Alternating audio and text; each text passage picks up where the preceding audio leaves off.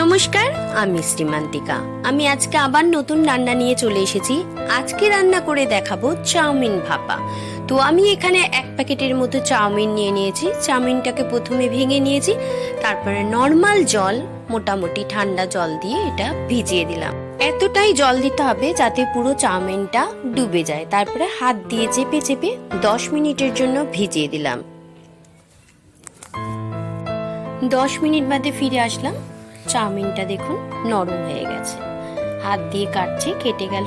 এবার আমি এটা একটা ছাঁকনি দিয়ে চাউমিনটা ছেঁকে নেব।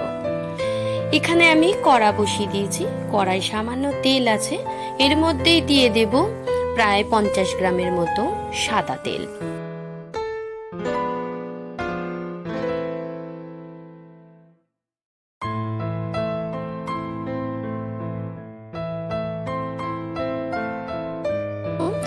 তেলটা গরম হওয়া অবধি অপেক্ষা করতে হবে।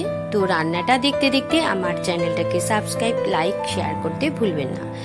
আমি এখানে প্রায় 250 গ্রামের মতো চিকেনকে কুচো কুচো করে রেখেছিলাম। সেটা এখন তেল গরম হয়ে গেছে, সেটাকে দিয়ে দিলাম। এর মধ্যে এখন দিয়ে দেব স্বাদ মতন নুন,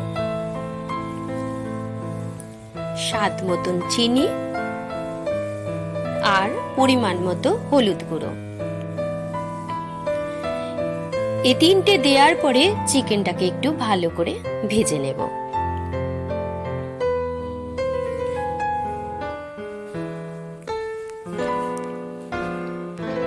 ভালো করে আমি দেখাতে পাচ্ছি না, এই কারণে আমার এক হাতে ক্যামেরা আর এক হাতে খুন্তি। তো চিকেনটা ভালো করে নাড়াচাড়া দিয়ে ভেজে নিয়েছি। এবার দিয়ে দেব 2খানা পেঁয়াজকে আমি কুচো কুচো করে রেখেছিলাম, সেই কেটে রাখা পেঁয়াজটার সঙ্গে চিকেনটাকে ভালো করে একটু ভেজে নেব।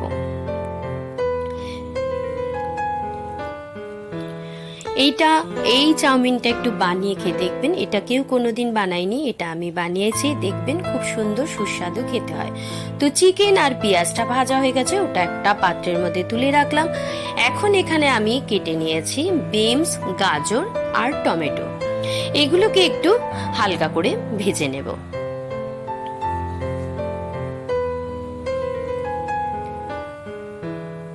এর মধ্যেও দিয়ে দেব স্বাদ মতন নুন, স্বাদ মতন চিনি,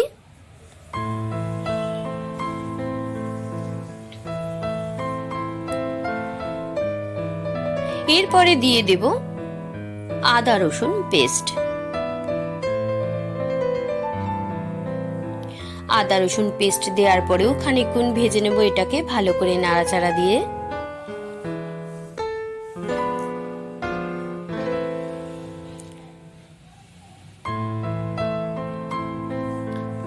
এই রান্নাটা অবশ্যই আপনারা করে বাড়িতে খেয়ে দেখবেন। এই চাউমিন ভাপা ভীষণ দুর্দান্ত টেস্ট হয়।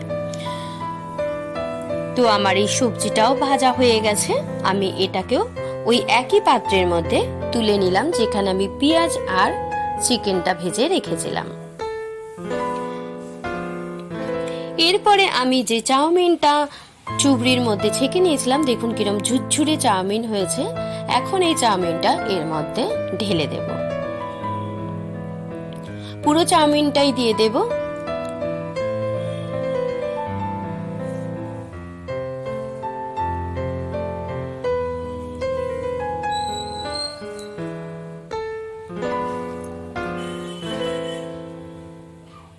পুরো ভালো করে আমি দেখাতে পারছি না। এরপরে দিয়ে দেব ম্যাগি মশলা, ম্যাগি ম্যাজিক মশলা, 1 থেকে 1.5 প্যাকেটের মতো। এরপরে দিয়ে দেব 1 চামচের মতো আমুল বাটার। এবার দেওয়ার পরে ভালো করে একটু মিশিয়ে নেব, কিন্তু তার আগে আমি 2টো ডিমকে ভেঙে রেখেছিলাম, সেই 2টো ডিমকে এর মধ্যে দিয়ে দেব। এখন সব কটা জিনিসকে আমি ভালো করে মিশিয়ে নিয়েছি। দেখুন একদম পুরো সবটাকে দিয়ে ভালো করে মিশিয়ে নিলাম। এরপরে আমি এখানে ইন্ডাকশন ওভেনে যে কড়াটা বসিয়ে দিয়েছি, এর মধ্যে 1 চামচ বাটার দিয়ে দিলাম। বাটারটা গলা অবধি আমাদেরকে অপেক্ষা করতে হবে।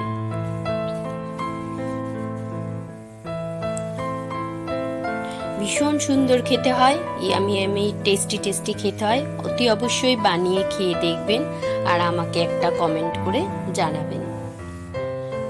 তো বাটারটা গালানো হয়ে গেছে, এখন ওই ম্যারিনেট করা চাউমিনটাকে এর মধ্যে ঢেলে দেব।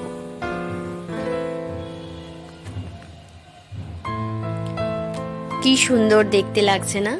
এবার খুন্তি দিয়ে ভালো করে সমান করে দেব।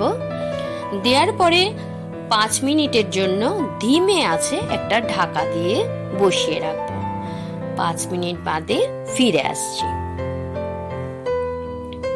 5 মিনিট বাদে ফিরে আসলাম। কি দারুণ একটা গন্ধ ছেড়ে দিয়েছে। এক সাইড হয়ে গেছে, আর একদিক উল্টে দেব।